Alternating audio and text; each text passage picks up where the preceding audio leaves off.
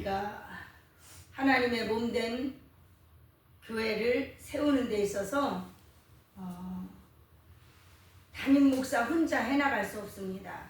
저는 참으로 안타까운 게 목사님들이 전도사님들을 여자 전도사나 남자 전도사를 이렇게 채용하게 되면 그냥 운전하고 그냥 성전에 육신적으로 봉사하고 이런 일만 시키면서 뺑뺑이를 돌려요. 아니거든요. 참 너무 안타까워요. 교회를 세워나가려면 사도 직분을 받은 사람이 있고, 사도 직분은 많은 사람들이 그런 얘기를 해요. 오늘날에 사도가 어딨어? 응? 사도라는 것은 그때 당시에 예수님 살아계셨을 때 직접 주님을 만난 증인을 말하는데, 이러지만 오늘날에도 인격적으로 주님을 직접 만나고 그 주님에게 직접 사명을 받고 나아가는 분이 있다는 거예요. 저 같은 경우도 그랬어요. 하나님 앞에 직접 사명을 받았고 내 사명이 어떤 사명이라는 것까지 자세히 주셨고 어떻게 감당해야 되는지 다 주셨어요. 그래서 저는 할 수만 있으면 도망가려고 했어요. 근데 하나님께서 끝까지 나를 막 순종하고 나니까 나를 잘못됐다고 막 비판하고 정죄하는 분이 계셨었어요. 왜? 30대 중후반에 기도원을 하나님 앞에 세우라는 명령을 받고 순종하고 기도로 준비하고 있는데, 이제 잠시 잠깐 교회를 정하지 못해서 이제 강남 순복음교회를 나갔어요. 그런데 거기서 전도사님이 우리 고모는 순복음교회 출신이에요. 그러니까 신방을 오셨다가 나는 등록도 안 하고 고모는 등록을 했는데 고모한테 제 얘기를 듣고 망야단을 치는 거예요, 저에게. 아니 기도원은 평신도로서 성전에서 봉사하다가 충성하다가 60 넘어서 기도원 세우고 원장이 돼야지 30 중반에 기도원을 세우겠다고 그걸 기도로 준비하고, 하나님이 세우라니까 저는 기도로 준비한 것이죠. 그런데 그때가 중반이었는데 38에 성전을 세우게 하셨어요. 나는 내가 세울 때가 언제인지 모르니까 하나님께서 주시라고 그때는 찬송과 말씀으로 주셔서 장소까지 주셔서 세웠거든요.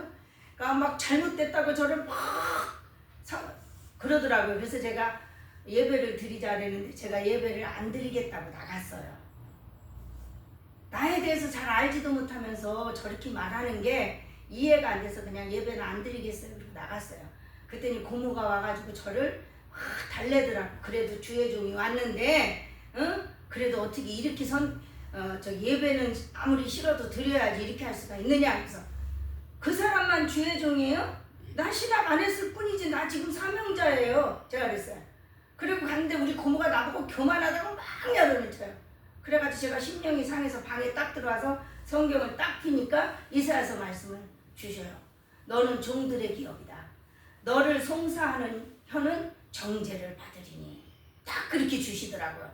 그래서 제가 그 말씀 제가 몰랐어요. 그래서 그만한테 딱 갖다 드렸어요. 보세요. 내가 잘못됐다고 정죄하는 사람은 하나님 정죄를 받으신대요. 이럴 정도로 굉장히 사명을 정확하게 받았어요. 또 혹은 선지자로, 선지자는 하나님의 심판과 회개 촉구를 하는 사람이죠. 수많은 사람들이 답답해요. 목사 안수까지 받은 사람들이 저에게 아이고 선지자는 구약으로 끝났어. 신약은 선지자 사명은 없어. 이게 진짜 답답해요. 아니거든요.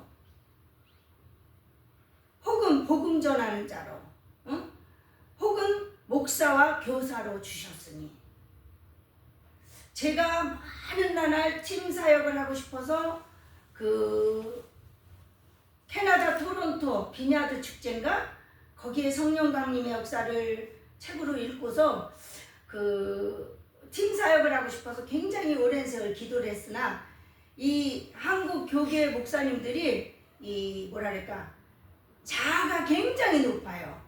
그래서 전부 높아지려고 그러지 낮아져서 함께 하려고 하는 그런 분 찾기가 참 힘들더라고요.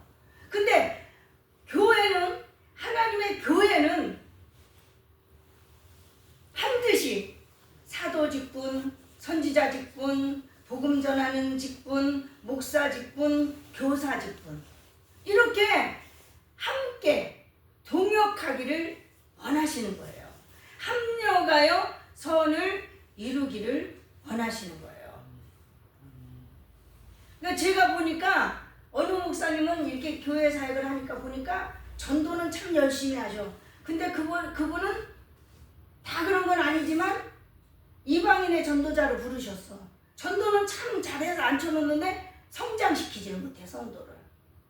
그러면 그런 분은 그 유대인의 전도 직분을 받은 사람 같이 협력해야 되는 거예요. 그래서 사도들이 다 우리가 받은 사명이 다르고 은사, 달란트가 다르기 때문에 동역자를 구하되 내게 없는 달란트를 가진 종을 보내달라고 기도해서 합력하여 선을 이루기를 원하신다는 거예요. 그의 받은 은사와 능력이 부족하여 동역자를 구하는 것이 아니에요. 각자 성령의 뜻대로 은사와 능력을 주신다 했잖아요. 여기서 보면은 이 하나 교회, 하나님의 교회, 그리스도의 몸된 교회를 바로 세워나가기 위해서는 많은 분들과 달란트가 다른 분들을 만나서 합력하여 선을 이루게 하기 위해서, 그래서 제자들도 이렇게 동역자들을 구했잖아요. 그런데 여기서 보면은 왜 이렇게 합력하여 선을 이루라, 합력하여 선을, 여러 직분을 가진 사람들이 합력하여 선을 이루는 이유는, 이는 그랬어요. 이는 여기서 보면 성도를 온전케 하며 봉사일을 하게 하며 그리스도의 몸을 세우려 하심이라 그랬어요. 이는 성도를 온전케 하며, 성도를 어떻게 온전케 한다 그랬어요. 디모데후서 3장 16절 17절 모든 성경은 하나님의 감동으로 된 것으로 교훈과 책망과 바르게 함과 의로 교육하기에 유익하니 이는 하나님의 사람으로 온전케 하며 모든 선한 일을 행하기에 온전케 하려 함이니라. 성도를 먼저 온전케 하려면 먼저 책망과 교훈과 바르게 함이 필요한 거예요. 그 다음에 무엇이 필요하냐? 성도를 온전케 하려면 봉사의 일을 하게 하며 그랬어요. 오늘날 교회가 너무 크다 보니까 왜 성도들이 다 큰 교회로 모여요? 봉사하기 싫으니까. 아니 요즘 교회가 식당 봉사도 하기 싫어서, 그 애찬이라는 거 상당히 중요한 거거든요. 교회가 식당 봉사하기 싫어서 주일날 밖에 나가서 사 먹어요. 교회 안에서 성도의 교제, 애찬을 뜨는 게 얼마나 중요한지 압니까? 그런데 봉사를 하기 싫어하니까 그래요.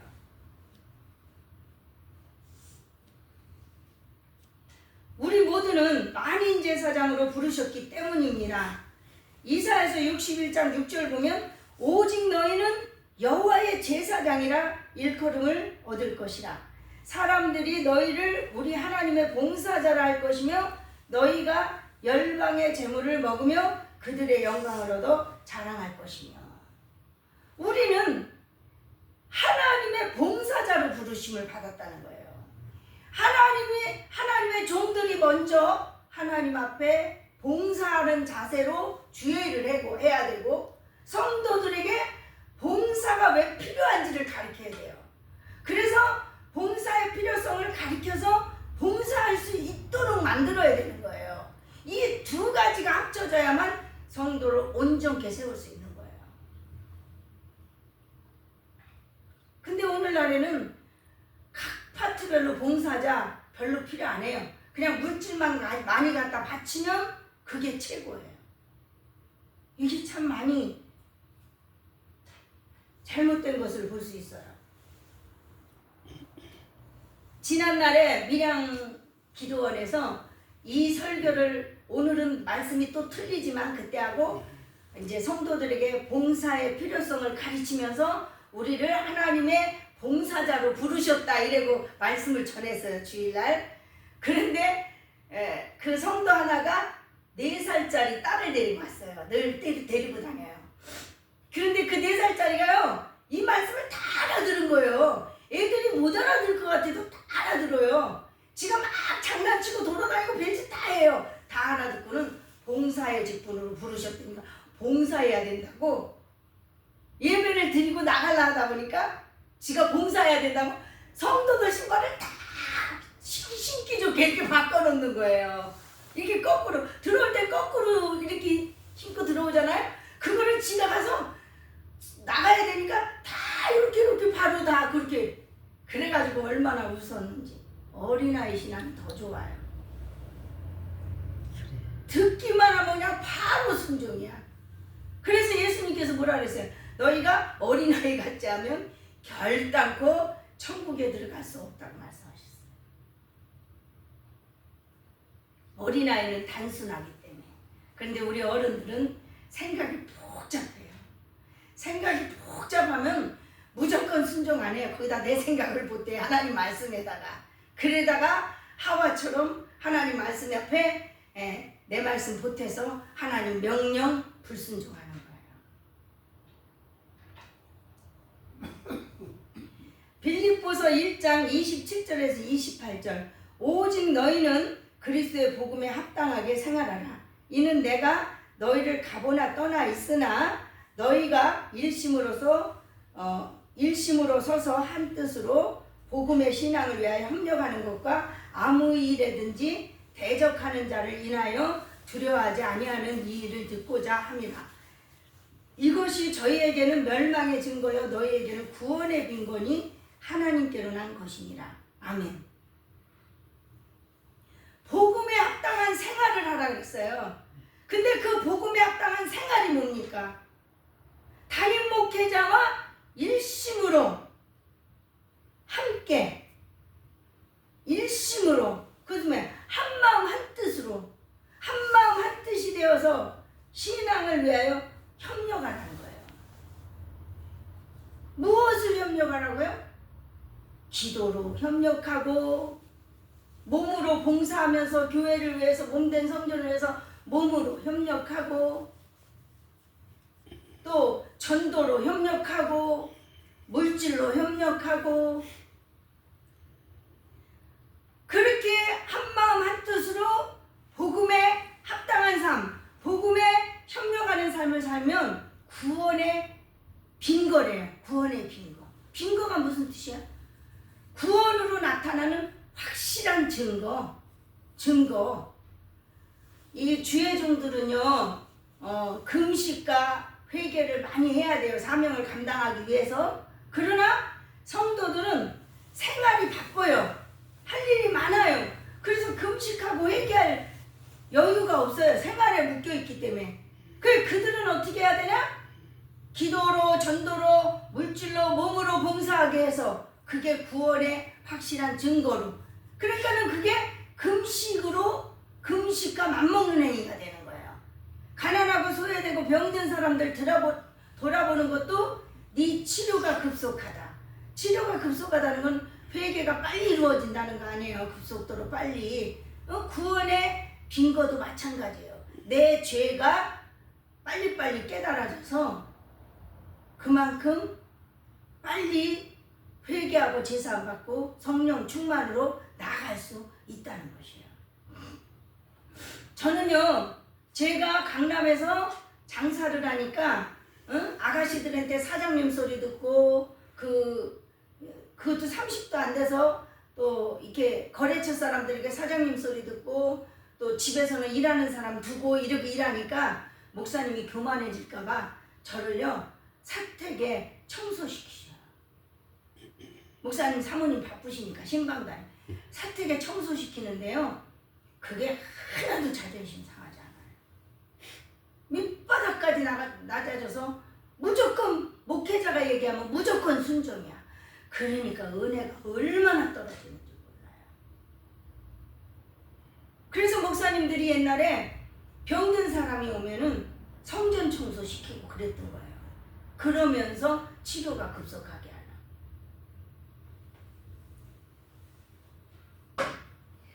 오늘날 여자들이 맞벌이 하는 거 하나님 뜻 아니에요. 성경적으로 남자들은 생활에 책임이 있어요. 땀을 흘려야 먹고 살 수 있을 거라고 하셨어요. 그렇지만 여자들은 가정일을 하면서 뭐를 해야 되냐면 기도하고 전도하고 봉사해야 돼요. 그러면 남편을 통해서 물건을 둘이 벌 것을 혼자 벌 수 있도록 다 채워주셔요. 그러면 일거양득이에요. 왜? 주님을 위해서 봉사하고 하면서 기도하고 하면서 영혼이 점점 깨끗해지니까 어떻게 해요? 남편을 위해서 자식을 위해서 기도하는 거예요. 그러면 회개가 된 만큼 그들이 빨리 하나님께로 돌아오고 하나님을 만나고 하나님께 바로 서고. 근데 맞벌이 하면서 서로 바쁘면요, 자, 우리 주의 정도 육신의 생활로 바쁘고 피곤하면 기도가 소홀이 돼요. 기도하기가 싫어요. 그런데 성도들은 어떻겠습니까? 저는 요즘 그래요. 자녀가 우상이다. 애들 공부가 우상이다. 왜냐면 대학 보내려면 학자금이 엄청 비싸요. 혼자 벌어가지고는 도저히 안 돼요. 또 결혼시키려면 혼자 벌어서는 절대 안 돼요. 옛날에는 안 그랬어요. 옛날에는 가난해서 학교 못 보낼 대학 못 보낼 형편이면 중학교 보낼 형편이면 중학교 보내고 고등학교까지 보낼 형편이면 고등학교까지 보내고 대학 보낼 형편이면 대학 보내고 그리고 결혼도 형편에 맞게 시켰단 말이에요. 근데 오늘날에는 안 그래요. 그러니까 만몬신이 설치되는 그런 시대니까 이것도 돈 안 가지고는 결혼을 할 수가 없어. 요즘 여자애들이 교만해서 집 안 사주면 결혼 안 한대.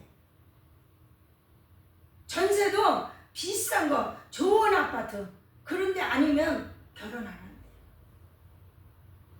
그리고 부모들이 대학을 보내려고 그냥 얼마나 고생을 하는지.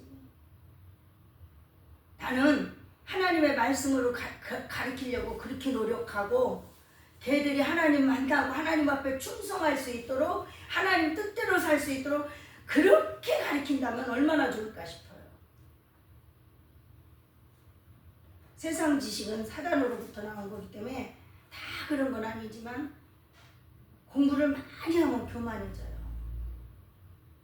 그래서 세상에 그런 말이 있잖아요. 학교 우등생이 세상에 나가서 열등생 된다고. 그 우리 큰오빠가 그 똑같은 예예요.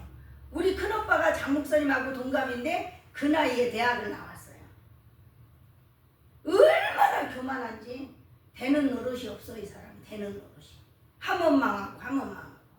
그래서 많이 울리시고 기도시키시고 그런 다음에 죽음 밑바닥에 들어갔을 때 가서 기도를 해주고 나서 그때 하나님 만나면서 사람이 겸손해지고 낮아지는데요. 참 너무너무 달라지더라고요.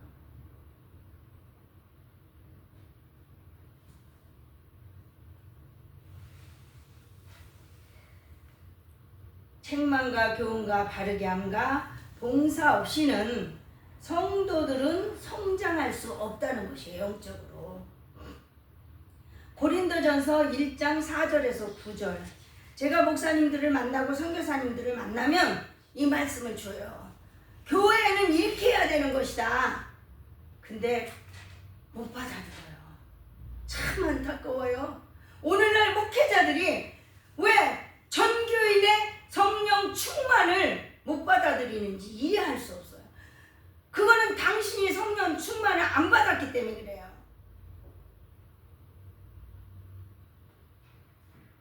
고린도전서 1장 4절에서 9절. 그리스도 예수 안에서 너희에게 주신 하나님의 은혜를 인하여 내가 너희를 위하여 항상 하나님께 감사하노니 이는 너희가 그의 안에서 모든 일 곧 모든 구변과 모든 지식의 풍족함으로 그리스도의 증거가 너희 중에 경고케 되어 너희가 모든 은사에 부족함이 없이 우리 주 예수 그리스도의 나타나심을 기다리라. 주께서 너희를 우리 주 예수 그리스도의 날에 책망할 것이 없는 자로 끝까지 경고케 하시리라. 책망과 교훈과 바르게 함으로 회개시켜서 성도들이 성령을 받아야 됩니다. 성도 숫자 상관없어요. 성도가 몇 명 안 돼도요, 그 성도가 성령 충만 받으면요, 기도하라 하지 않아도 자기들이 뛰어나와서 기도하고요. 전도하라 담임이 얘기 안 해도 자기들이 스스로 뛰어나가서 전도해요. 봉사하라 하지 않아도 성령의 감동을 받아서 자기들이 불타서 가서 봉사하고요. 물질 드려라 하지 않아도 물질 드려요. 제가 하나님을 만났을 때는요, 우리 목사님이 기도원을 못 가게 하셨어요. 왜? 은혜 받으면요, 주머니에 늘 장사를 하니까 돈을 많이 갖고 다녔거든요. 은혜를 받으면 이거 몽땅 다 털어서 하나님께 드려요. 그러니까 못 가게 하셔요, 목사님께서. 그렇게 사모하는데, 말씀을 그렇게 사모하고 은사를 사모하는데 못 가게 하시는 거예요. 그래서 막 숨이 막히고 뭘 해도 막 가고 그랬던 것 같아요. 왜? 은혜 받으면요, 아깝지가 않아요. 내일 생각이 안 나요. 다 드려야 돼.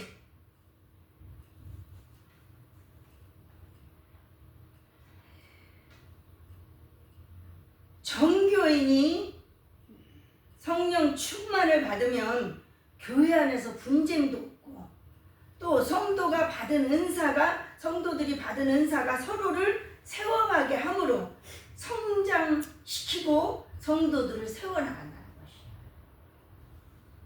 사도행전 2장 28절, 베드로가 가로되 너희가 회개하여 각각 예수 그리스도로 세례를 받고 죄사함을 얻으라. 그리하면 성령을 선물로 받으리니. 이렇게 되려면 먼저 담임 목회자가 먼저 회개하고 죄사함을 받고 예수 그리스도와 함께 모든 은사를 받아야 돼요. 제가 그것을 너무 많이 깨달았어요, 사역 현장에서. 왜? 담임 목사님이 먼저 예수 그리스도와 함께한 모든 은사를 받아야만 성도들이 각양각색의 은사를 받아야 될 필요성을 알고 각양각색의 은사를 받았을 때 그것을 잘 성장시킬 수 있는 그게 돼요. 근데 당신이 못 받았으니까 당신이 내쫓는 거예요.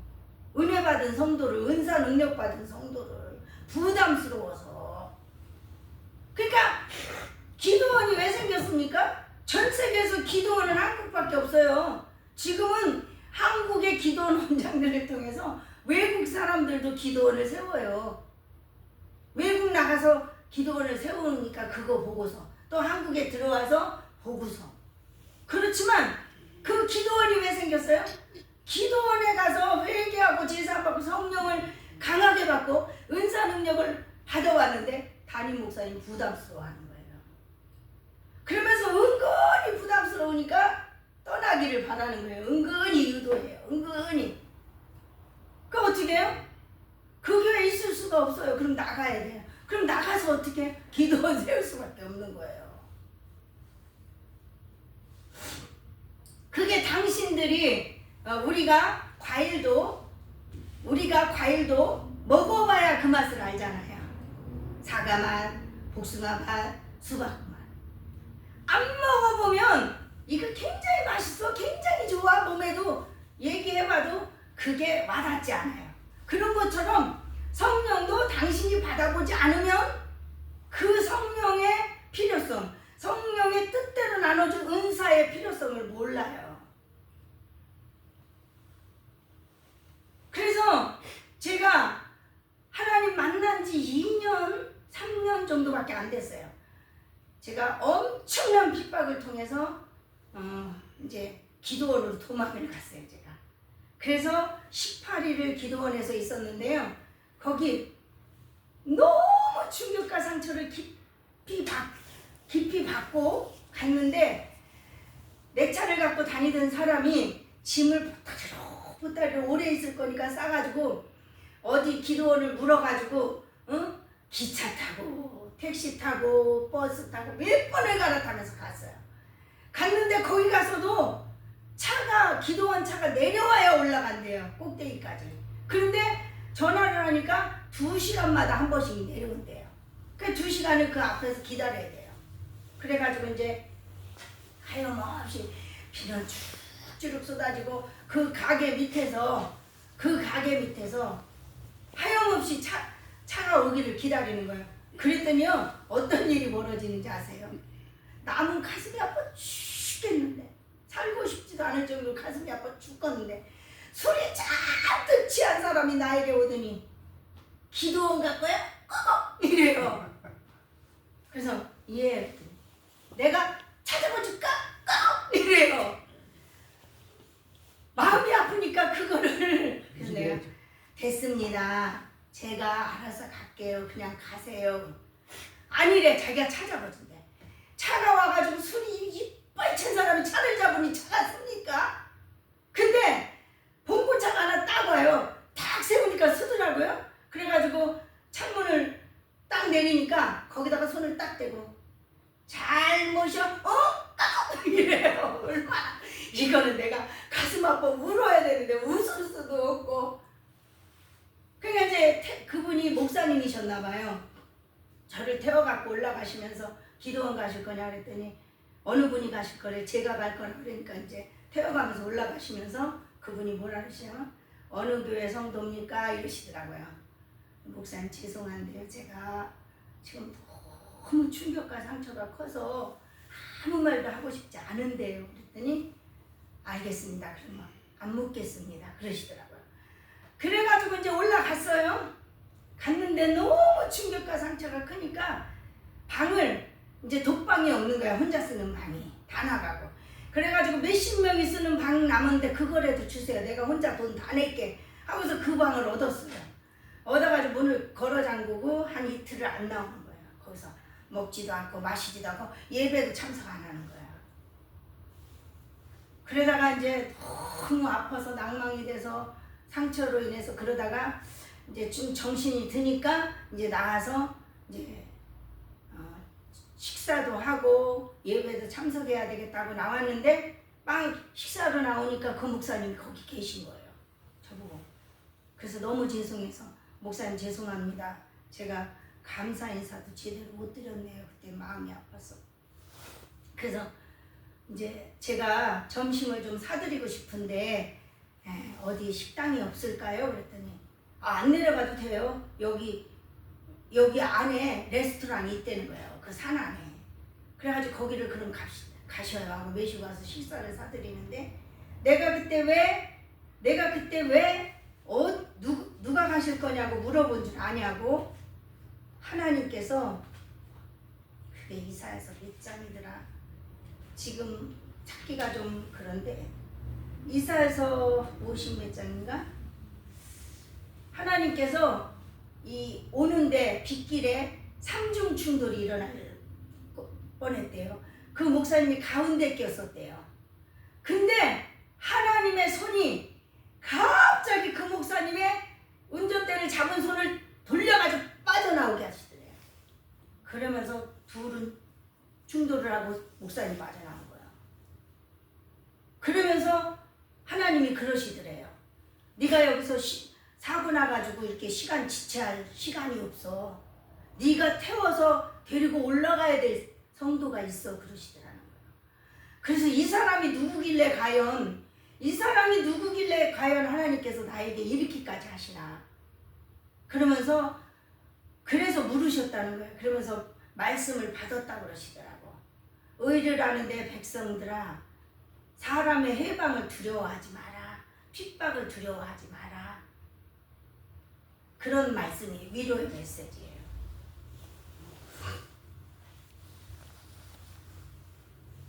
그래가지고 기도원에서 이제 예배에 참석했잖아요.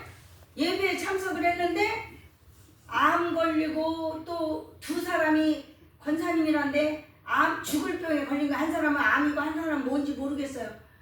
그런데 거기서 성전에서 돈이 없으니까 성전에서 자는데 그 많은 사람 통해서 그 속에서 사는데 안 됐어 마음이 너무. 그래서 권사님 제가 방을 큰 걸 얻었어요. 혼자 쓰긴 너무 아까워. 그러니까 성전에서 주무시지 마시고 우리 방에 가서 주무십시다. 그래서 메시고 왔어 이제. 그랬는데 이 입을 틀어가지고 하나님이 책망을 나가게 하시는데요. 저는 하나님 만난 지 3년밖에 안 된 사람이에요. 그 사람들은 30년이 넘은 사람들이에요. 내가 너에게 준 은사 다 어디다 파묻어 던지는 거예요. 그래서 지금 죽음 밑바닥에 하나님 징계로 인해서 거기까지 갔다는 거예요. 그랬더니 이분들이 어떻게 한 줄 알아? 떼거지떼를 불러요. 애통을 하면서. 하나님 모릅니까? 은사 능력 강한 거 받으면 그거 파묻어두면 하나님의 징계로 죽음 밑바닥에 들어간다는 거 은사 받은 사람은 누구나 다 알아요. 그런데요 담임 목사님이 사용하지 못하게 하는데 어떡합니까? 그 죄를 어떻게 받으려고? 그 죄를 어떻게 받으려고? 예언을 금하지 말라는 뜻은요 예언만이 아니에요. 성령의 은사는 아무리 담임이라도 금하지 말라는 거예요. 왜? 성령님의 뜻대로 나눠주신 거니까. 그런데 또 한 분 목사님이 있는데요.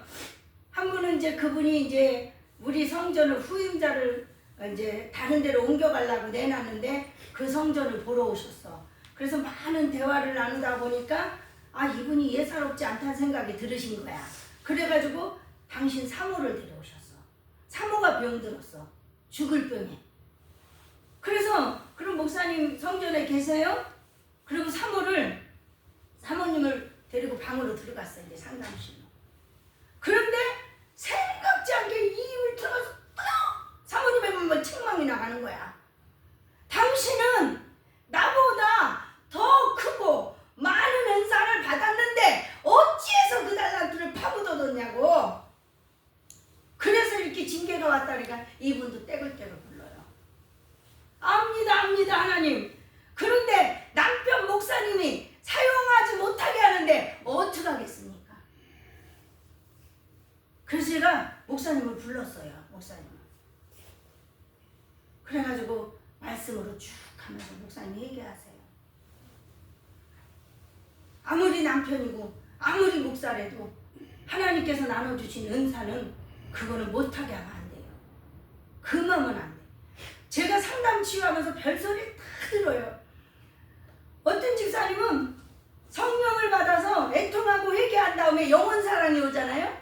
나라와 민족을 위해서 울고 교회를 위해서 울고 담임을 위해서 울고 성도를 위해서 울고 가족을 위해서 맨날 우니까 담임 목사님이 그걸 체험을 못했으니까 뭐라 그러냐면 강단에서 아무개 집사 재수 없어. 집안에 누구 죽었어? 왜 맨날 교회 오면 울어? 이런 거예요. 그러니까 거기서 상처를 엄청 받고 그 뒤로는 이게 입이 닫혀버린 거예요. 못 우는 거예요. 그래서 저를 머리부터 발끝까지 막 병들어가지고 와가지고 저한테 와서 아니 울어야 되는 사람 왜 안 울어? 그 얘기를 해요. 무슨 소리야? 우리가 세상에서 당하고 가정에서 당하는 거 주님 품 안에 와서 울지 않으면 누구에게 울 거야?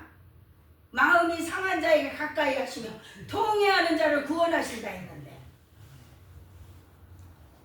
그래가지고 그때서부터 울게 밀어주는 거예요. 그냥 상처 울게 다 토해내치는 거예요. 가정에서 받은 상처, 교회에서 받은 상처. 그러고 나니까 눈물로 또 기도하는 거예요. 왜 이런 일이 벌어지느냐? 왜 이런 일이 벌어지느냐? 본인이 이런 걸 체험을 못했기 때문에, 담임 목사님들이 이런 걸 체험을 못했기 때문에 이런 일이 벌어지는 거예요. 그래서 그 징계가 얼마나 큰데. 그래서 로마서 8장 32절 보면 자기 아들을 아끼지 아니하시고 우리 모든 사람을 위하여 내어주시니가 어찌 그 아들과 함께 모든 것을 우리에게 은사로 주지 아니하시겠느냐? 자기 아들을 죽는 가운데 너를 위해서 내어주신 그 하나님이 하나님의 종들에게는 그 아들 예수 그리스도와 함께한 모든 은사를 주시겠다고 약속하셨어요. 이 말씀을 안다면 이 말씀 붙잡고 기도하면 되는 거예요. 하나님, 예수 그리스도와 함께한 모든 은사를 주시겠다고 약속하셨잖아요. 주세요. 주셔서 사명 감당할 수 있게 해주세요.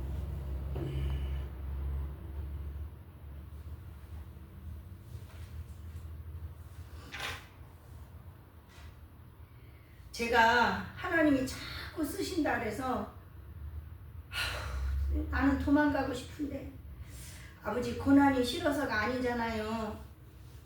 내가 너무 부족해서 쓴뿌리가 많고 상처가 많아서 성도들 상처 주면 어떡해요. 그러니까 나는 주의 종으로 자격 없어요 이러고 이제 입을 꾹 다물고 있어서 은사자들만 만나면 그냥 책망이 나가는 거예요. 왜 순종 안 하냐고. 그러더니 어느 날은 이제 그 구국기도원 원장님 동생 목사님하고 같이 왔어. 우리 성전에 누가 뭐 오라 그런 것도 아닌데 하나님이 가라고 해서 왔대요. 그러면서 예배를 드리자고 하시더니 말씀으로 막 책망을 하시는 거예요. 왜 순종 안 하냐고 주의 종으로 부르셨는데. 아유 아무 말도 안 했어. 하도 그런 소리 들으니까 아유 내 같은 게 뭔데요? 내가 그랬어. 한마디 했어. 그 원장님 입을 통해서 하시는 말씀이 네가 하냐? 내가 하지. 네가 하냐? 내가 하지. 이러고 야단을 치시는 거예요. 그래가지고 제가 그분들이 돌아간 다음에 강남에 거기가 어디야?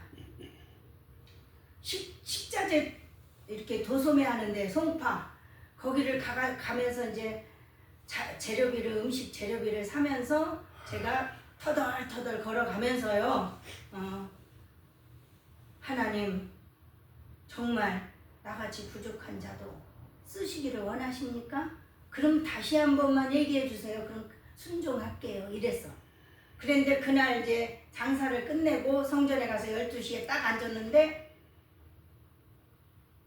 하나님께서 기도를 안 시키시고 계속 반복해서 사랑하는 내 딸아 네가 나를 사랑하느냐? 내 주께서 하시나이다. 사랑하는 내 딸아 네가 나를 사랑하느냐? 주께서 하시는 10번 이상을 물어보시는 거예요. 내 양을 먹이라 내 양을 치라. 이제 한 번만 말씀하시면 순종한다 그랬잖아요. 그래서 아유 이제 큰일 났어. 순종한다 그랬는데 바로 이렇게 방언시키고 통역하고 그러시니까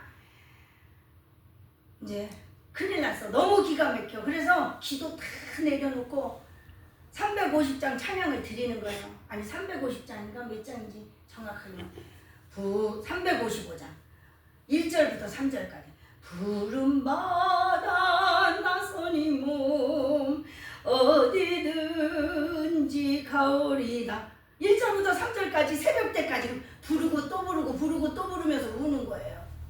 이제 순종하겠다 했으니 가기는 가야 되는데 내 모습 보면 너무 기가 막혀. 너무 부족해. 그래서 우는 거예요. 새벽까지 울다 왔어요. 그래가지고 또 방에 앉아가지고 밥도 안 먹고 저녁 6시까지 가게는 고모한테 맡기고 그 찬송 부르면서 또 우는 거예요.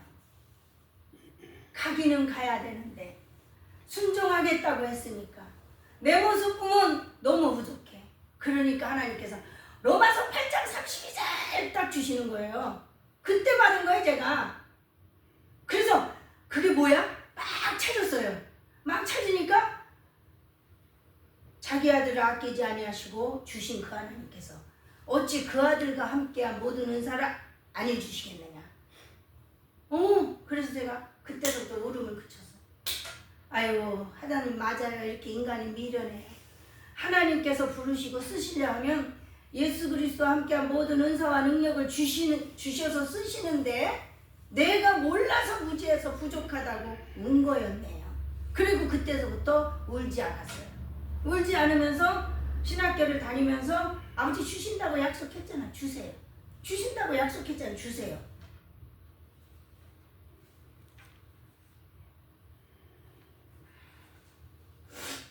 이렇게 하나님 앞에 바른 교회, 성령 충만한 교회, 은사 충만한 교회, 사랑 충만한 교회를 세우려면 먼저 회개가 필요합니다. 그래서 성도들에게 회개가 왜 필요한지를 가르치고 회개의 메시지를 사모하라고 가르쳐야 합니다. 하나님의 책망과 교훈과 바르게 함의 필요성을 가르치고 책망과 교훈을 겸손히 받으라고 가르쳐야 합니다. 베드로전서 2장 2절 갓난 아이들 같이 순전하고 신령한 것을 사모하나 이는 이로 말미암아 너희로 구원에 이르도록 자라게 하려 함이라. 제가 여기까지 오면서 깨달은 것은요, 회개하고 옛사람을 벗어버리는 만큼 영적으로 성장하게 되더라고요. 그리고 예수 그리스도의 인격을 닮아가게, 그러니까 회개하는 만큼 성장하는 거예요. 그래서 오늘 본문의 14절에 보면 이는 왜 이렇게 하나님의 아들을 믿는 것과 아는 일이 하나가 되어 온전한 사람을 이루어 그리스도의 장성한 분량에 충만한 데까지 이르리니 이는 그 이유는 왜 우리가 이제부터 어린아이가 되지 아니하여 사람의 계술과 간사한 유혹에 빠져 모든 교훈의 풍조에 밀려 요동치 않게 하려 함이라.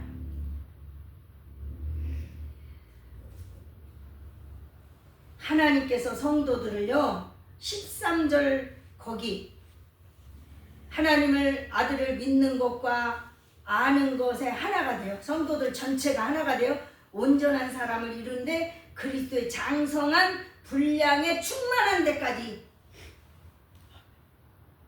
성장하기를 원하시는 거예요. 말씀도 예수 그리스도가 아는 만큼 지식에 인격에도. 근데 오늘날의 교회 가보면요 성도들이 제자리 걸음하는 사람들이 얼마나 많아요. 성장하지. 목사님들 부흥 강사 목사님들 이런 얘기 잘해요. 응? 내가 자식을 키우는데 응? 몇 개월이 되면 뒤집고 몇 개월이 되면 일어나 걸음마 배우고 몇 개월이 되면 걸어다니고 몇 개월이 되면 뛰어다니고.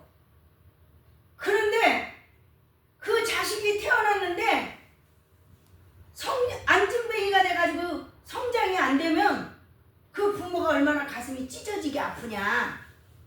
성도들도 마찬가지다. 하나님 아버지 마음이 이렇게까지는 그래도 지난날에 하시는 얘기를 들은 적이 있어요.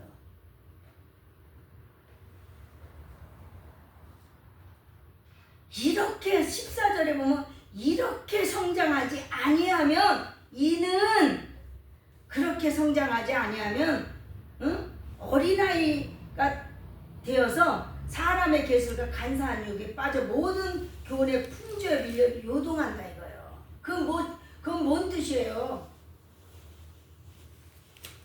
거짓 가르침, 미혹의 가르침, 사단의 게임, 거짓 종들의 게임에 넘어간다는 거예요. 이단에 넘어가고 신천지에 넘어가고. 그러니까 신천지에 넘어가는 것도 이단에 넘어가는 것도 종들의 책임이 있는 거예요. 왜? 이렇게 장성한 분량이 가르치지 않았기 때문에 분별력이 없으니까. 그걸 막으려고만 해서 되는 게 아니라는 거죠. 히브리서 4장 13절에 14절 보면 대저 젖을 먹는 자마다 어린아이니 의의 말씀을 경험하지 못한 자요 단단한 식물은 장성한 자의 것이니 저희는 지각을 사용함으로 연단을 받아 선악을 분별하는 자들이니라.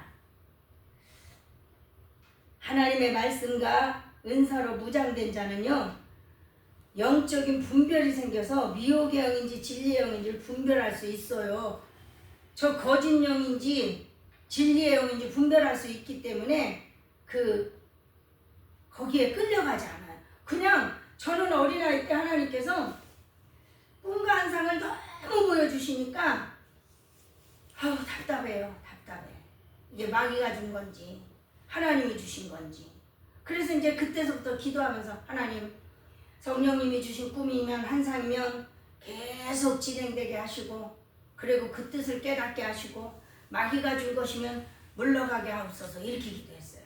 근데 너무 보여주시니까 힘들어. 아버지 영분별 은사를 주시옵소서. 그거를 통해서 너무 힘드니까 영분별의 은사를 구하게 되더라고요. 그러니까 어린아이 때는 영분별의 은사가 오니까 이 은사가 분별하게 해요. 근데 말씀으로 무장되니까 그냥 분별이 돼요. 선악이. 아, 저건 잘못된 메시지야. 아, 저거는 미호경의 가르침이야. 아, 이건 진리형의 가르침. 이게 분별이 되는 거예요.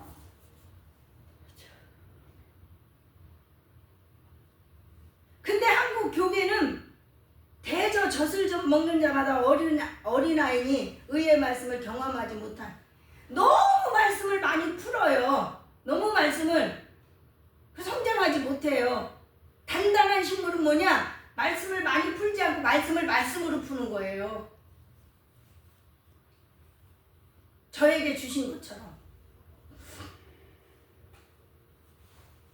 그 성장이 못돼요. 그래서 지난날 교회 다닐 때 이런 얘기를 많이 들었어요. 아우, 그 교회는 목사님이 엄청 귀한 분이에요. 어떤 분이냐면 3,000명이 넘는데 목사님이 새벽 기도 때 말씀 전하고 나면요, 소강대상 앞으로 내려와요. 강대상 위에서 기도 안 하세요. 내려오셔가지고 성도들 앞에 앉아서 헝 하고 울고 기도 시작하면 말도 안 해. 무슨 말도 방언도 안 하고 아무 말도 헝 울며 기도하다가 울며 끝나시는 분이요. 겸손하시고. 그런데도 이 성도를 예수 믿은 지 얼마 안 된 수준의 성도들 맞춰서 설교를 하는 거예요. 못 알아들을까봐. 그러니까 성장한 성도들은요, 갈급해서 죽으려고 그래요. 갈급해서 헐떡헐떡. 그래서 내가, 아니, 그러면 그렇게 갈급하면 교회는 그렇게 할 수밖에 없어서 그런가 본데, 그럼 갈급하면 하나님 앞에 직접 말씀을 받아. 나는 하나님 앞에 직접 받아. 하나님이 직접 주셔. 아, 그게 가능해? 이래고 물어봐요. 그 성장해야 될 사람들이 그렇게 갈급한데도 안 되더라 이거죠. 그래서 부흥 집회를 갔어요. 그분이 교목 목사님이시기 때문에 교수님 목사님들이 오셔서 축도도 해주시고 그랬어요. 여러분이 오셨어요. 말씀을 말씀으로 이렇게 단단한 식물 그대로 던져요. 그대로. 그러면 뭐라 그러냐면 식사하실 때 그분들이, 안 원장님, 우리 종들은 이 말씀을 받아. 이 말씀을 깨달아. 이 말씀을 먹을 수준이 돼. 그런데 성도들은 어려. 너무 신앙이 어려서 이렇게 단단한 말씀을 전하면 못 받아들여. 이러시더라고요. 그래서 내가 그랬어요. 목사님 죄송한데요. 교수님 죄송한데요. 성도들은 이만큼을 원하는데 수준은 목사님들이 늘 그렇게 낮게 보시기 때문에 성도들이 갈급해서 헉헉거려요. 성장하지 못하고. 제가 상담하면서 수도 없이 만나봤어요. 그래서 이제 그 말씀을 담임 목사님 부모님 있는 데서 들었어요. 그런데 이제 그날따라 점심 때 은혜 받으신 권사님 두 분이 점심 식사를 대접한대. 그래서 담임 목사님 사모님하고 같이 갔어요. 갔는데 저녁 때인지 그때가 갔는데 제가 그분들이 여자 권사님이니까 그때 당시에 나이가 많으셨으니까 국민학교 정도밖에 못 나오신 분이에요. 두 분 다. 권사님, 제가 전하는 메시지가 말씀이 어렵습니까? 이해가 안 됩니까? 못 받아들이십니까? 이랬어요. 그랬더니 그분들이 뭐래요? 무슨 소리예요, 원장님? 교회에서 이런 말씀을 듣고 싶어서 사모하다가 이제는 지쳐서 포기하고 있었을 때에 원장님 오셔서 말씀에 소나기를 부어주시니, 은혜의 단비를 부어주시니 우리 죽었던 영혼이 소성됩니다. 무슨 뜻인지 아시죠? 성도 수준을 너무 낮게 본다는 거예요. 근데요, 저는 이제 예수 믿은 지 얼마 안 된 사람도 하나님 말씀으로 하면 다 받아들여요.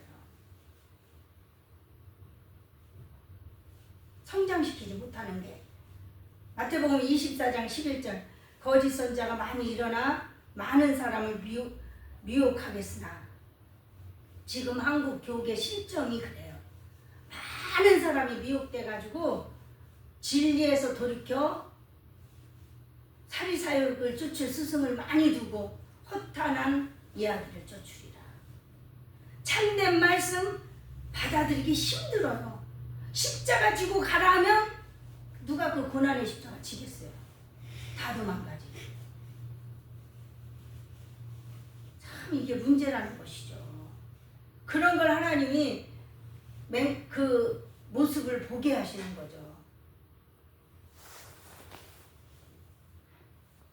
그래서 우리는 교회가 오직 사랑 안에서 참된 것을 하여 범사에 그에게까지 자랄지라. 그가 누구예요? 예수 그리스도잖아요. 예수님까지 지식과 인격에 자라라는 거죠. 그는 머리니 곧 그리스도라.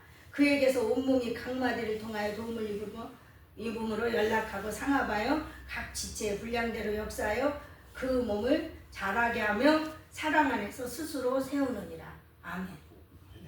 우리는 그리스도의 몸된 지체로서 서로가 예수 그리스도의 사랑 안에서 믿음의 분량대로 기도해서 서로의 성도들의 몸을 세워갈 수 있는, 성령 받으면요 이게 돼요. 성령 받으면요 십자가 지고 따라가라 하지 않아도 지고 따라갑니다. 아무리 고난의 십자가일지라도. 그런데 교회가 교회 전체가 성령 충만을 받게 하지 못하기 때문에 성령 충만을 받은 교회는 마지막에 모든 은사에 부족함이 없이 우리 주 예수 그리스도의 나타나심을 기다리라. 주께서 너희를 우리 주 예수 그리스도의 날에 책망할 것이 없는 자로 끝까지 경고케 하시리라. 여기까지 가야 주님 오시는 그날에 어린 양 혼인잔치에 들어갈 수 있는 거예요. 근데 지금 몇 명이나 들어갈지, 아버지 나 마라나타 주 예수에 어서 오시옵소서, 그 기도 나 못해요. 너무 많이 준비가 안 됐기 때문에요. 지금 너무나 가슴 아픈 현실이에요. 정말 성경의 바른 목회가 어떤 건지 다 있는데도 그것이 안 되니까 참 가슴 아픈 현실입니다.